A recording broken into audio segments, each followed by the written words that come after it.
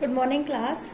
आज हम बहुत ही इंटरेस्टिंग सा टॉपिक शुरू करेंगे, किरचॉफ्स लॉ। ठीक है, तो किरचॉफ्स लॉ बहुत ही इंटरेस्टिंग है, बहुत ही इजी है।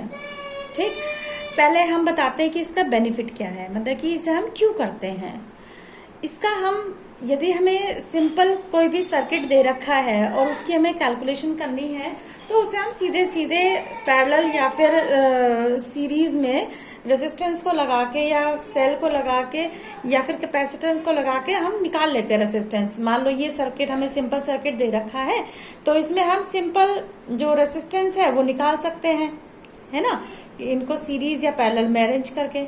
लेकिन यदि कॉम्प्लेक्स सर्किट दे रखा हो इस टाइप का तो इसमें हम किस तरीके से रेसिस्टेंस निकालें या फिर ईएमएफ निकालें कि कैसे निकालें, तो उसके लिए हमें किरचॉफ्स लॉ पता होना चाहिए। किरचॉफ्स लॉ से बहुत इजीली हम कैलकुलेशन कर सकते हैं कॉम्प्लेक्स सर्किट के। ठीक है, अब इस किरचॉफ्स लॉ को समझने से पहले मैं आपको 3 टर्म समझाती हूँ जो कि हमारी आगे भी यूज में होगी। पहला है जंक्शन। तो जंक्शन क्या है कि जंक्शन किसी भी सर्किट का वो पॉइंट जिस पर 3 से ज्यादा कंडक्टर, कम से कम 3 या 3 से ज्यादा कंडक्टर या वायर कनेक्ट होते हैं उसे हम जंक्शन बोलते हैं। जैसे देखिए सी पॉइंट है, ये सी पॉइंट पर एक ये हो गया वायर, एक ये हो गया, एक ये हो गया, ये तीनों एक पॉइंट पे मिल रहे हैं। तो इसका मतलब क्या हुआ कि जो सी है वो हमारा क्या है, जंक्शन है। ऐसे ही इसे लीजिए एफ पॉइंट को, एफ को, ये भी हमारा जंक्शन है। क्यों? क्योंकि 1 2 3 कंडक्टर या 3 वायर यहाँ पर भी कनेक्ट हो रहे हैं। अब मान लो आप पूछेंगे कि ई या फिर डी ए बी ये जंक्शन है या नहीं है। ये जंक्शन हमारे नहीं है। क्यों नहीं है? क्योंकि देखो यहाँ पे सिर्फ 2 कंडक्टर या 2 वायर ही कनेक्ट है, 1 2, यहाँ पर भी 1 2 1 2 1 2। ठीक है, तो इसलिए हमारे इस सर्किट में जो हमने एग्जाम्पल में लिया है, इस सर्किट में हमारे केवल 2 जंक्शन है, एफ और सी। ठीक, अब दूसरी बात आती है हमारी ब्रांच। ब्रांच किसे कहते हैं कि current path from one junction to the next junction, कि वो करंट का पाथ, करंट का वो पथ जिसमें करंट हमारी फ्लो होकर जाती है एक जंक्शन से दूसरे जंक्शन में। जैसे ये दे रखा है तो इसमें हमारी 3 ब्रांच होंगी। कौन कौन सी होगी? पहली ब्रांच सी, हम यहां से ले लेते हैं अल्फाबेटिकली, सी R2 F। ठीक है, और ये हमारी क्या है, ये हमारा पहला, तो ये हमारी क्या है, ब्रांच, फर्स्ट ब्रांच हो गई। ठीक, दूसरी ब्रांच क्या होगी, सी, यहां से चलते हैं, सी बी R2, यहां पे बेटा R3 आएगा, नहीं R2, इस तरीके से चलो, C D R1 E1 E F, ये हमारी दूसरी ब्रांच हो गई। ये तीसरी ब्रांच थी इसलिए मैंने छोड़ दी थी, क्योंकि मैंने अपने एग्जाम्पल में तीसरी ब्रांच लिख रखी है, वरना वो भी सही चल रहे थे हम। तीसरी ब्रांच कौन सी हो जाएगी, C B R3 E2 A F। तो ये हमारी कैसी हो गई, तीसरी ब्रांच हो गई। ठीक है, अच्छा, ब्रांच में एक चीज का और ध्यान रखेंगे कि जो करंट होगी पूरी ब्रांच में सेम होगी। कैसे सेम?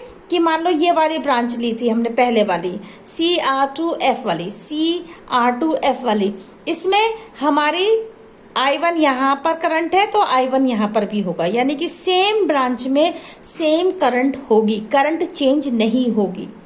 दूसरी ब्रांच हमने यहाँ पे ली थी तो यहाँ पर यदि I2 करंट है तो यहाँ पर भी I2 होगी, यहाँ पर भी I2 होगी, यहाँ पर भी, यानी कि पूरी ब्रांच में सेम करंट रहेगी I2।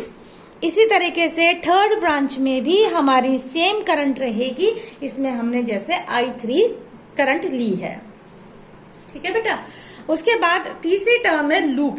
लूप किसे कहते हैं? A loop is a closed path in an electrical circuit, कि कोई भी इलेक्ट्रिकल सर्किट यदि दे रखा है तो उसमें जो क्लोज पाथ है, यानी कि इस तरीके से क्लोज्ड पाथ है, कहीं से भी देखो ओपन नहीं है, हमारा सर्किट पूरा है, क्लोज है, तो इसको हम लूप कहते हैं। जैसे हमारे वाले डायग्राम में जो हमने एग्जाम्पल लिया है उसमें कितने लूप है? 2। कौन कौन से लूप है?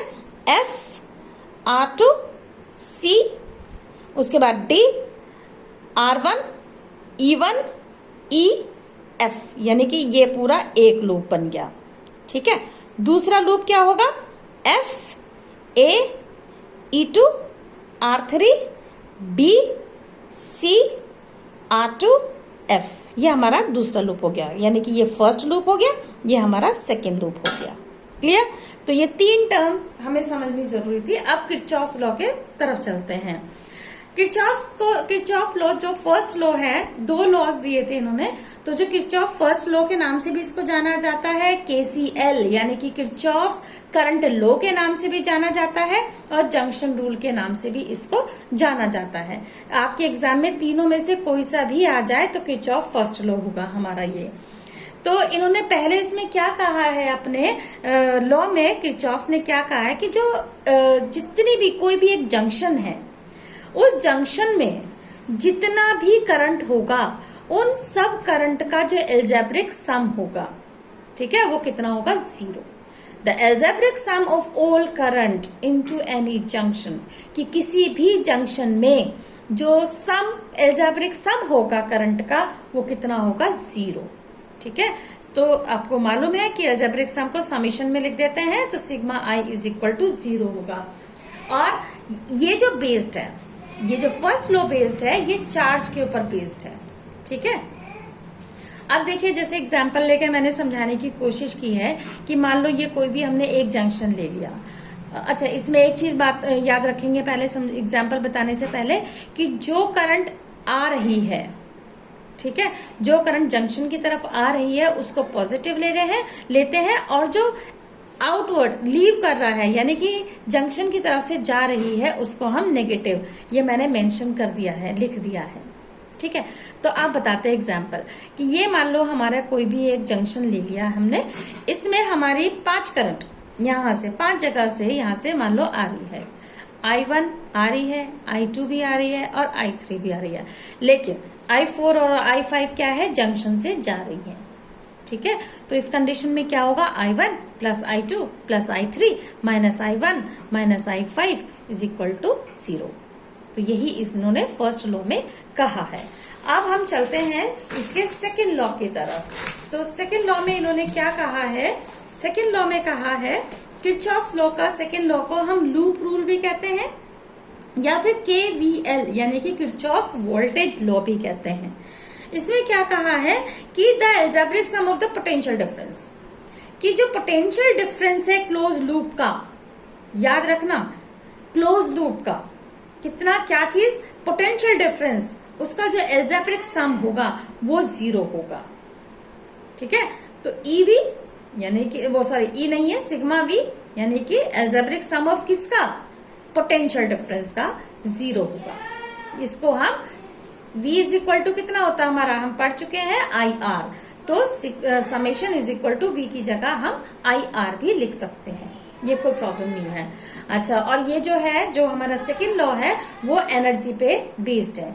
ठीक है, it is based on conservation of energy. अच्छा, अब इसमें मैं कुछ साइन बताऊंगी कि एल्जेब्रिक साइन किस तरीके से लिए जाते हैं जब हम किसी भी एल्जेब्रिक सम करते हैं। ये एक्चुअली आपके न्यूमेरिकल में भी काम आएगा, और जो हम आगे व्हीटस्टोन ब्रिज करेंगे उसमें भी मैं दोबारा से ये वाली चीज आएगी हमारी, तो मैं यहीं पे थोड़ा सा क्लियर करना चाहूंगी। तो डायरेक्शन ऑफ कैलकुलेशन, यदि हम कैलकुलेशन की डायरेक्शन जस्ट समझाने के लिए, मैंने ये वाली डायरेक्शन ली है, आप इसके अपोजिट वाली डायरेक्शन भी ले सकते हैं। तो यदि हम इस वाली केस में डायरेक्शन की करंट इस वाले केस में ऐसे ले रहे हैं, ठीक है, तो इसमें जो हमारा पोटेंशियल होगा, पोटेंशियल डिफरेंस, ये सेकेंड लॉ के लिए है, जो हमारा किरचॉफ सेकेंड लॉ है उसके लिए है ये। तो उसमें VP यानी कि पोटेंशियल डिफरेंस इसका माइनस पोटेंशियल डिफरेंस इसका होगा। तो इस बार जो देखो ये वो जो हमने डायरेक्शन ऑफ कैलकुलेशन ली है और जो हमारे करंट फ्लो कर रही है वो दोनों सेम डायरेक्शन में है, तो इसलिए हमने प्लस IR लिया है।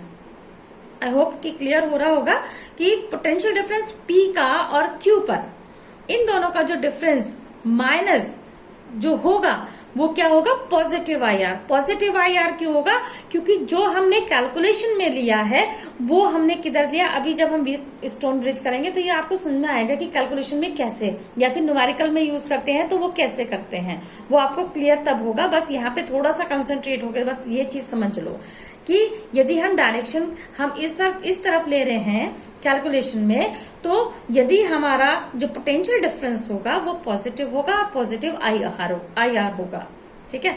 अब यदि हम नेगेटिव दूसरी डायरेक्शन लेते हैं तो उसमें क्या होगा, यानी कि हमारे जो डायरेक्शन है, जो हमारे डायरेक्शन ऑफ कैलकुलेशन है वो इधर है, लेकिन जो हमारी करंट है वो इधर की तरफ है।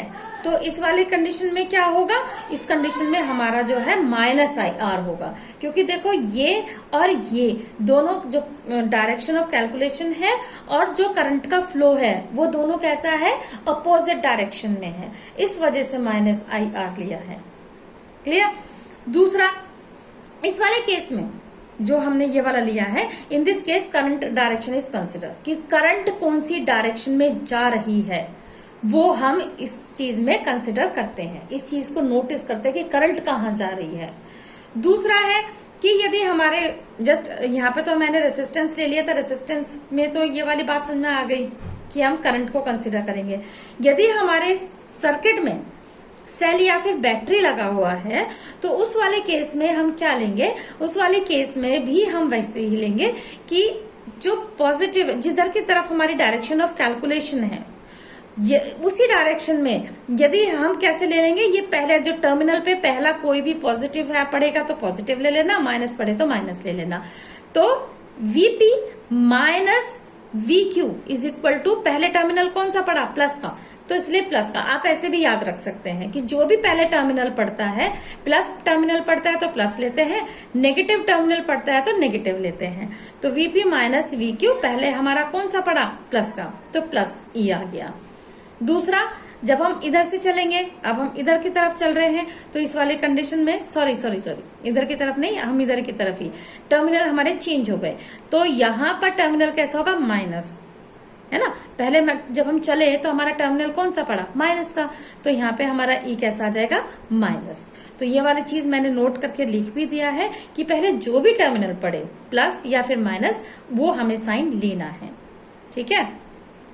इस वाले केस में जिसमें रेसिस्टेंस लगा हुआ था उसमें हमने कंसिडर किया था किसको, I को, करंट को। इस वाले केस में हम डायरेक्शन, करंट की डायरेक्शन किधर भी हो, कैसे भी हो, हम उस चीज को कंसिडर नहीं करेंगे, केवल हम टर्मिनल को कंसिडर करेंगे। यहाँ पे आपका किरचॉफ्स लॉ खत्म होता है। होप सो कि आपको क्लियर हो गया होगा।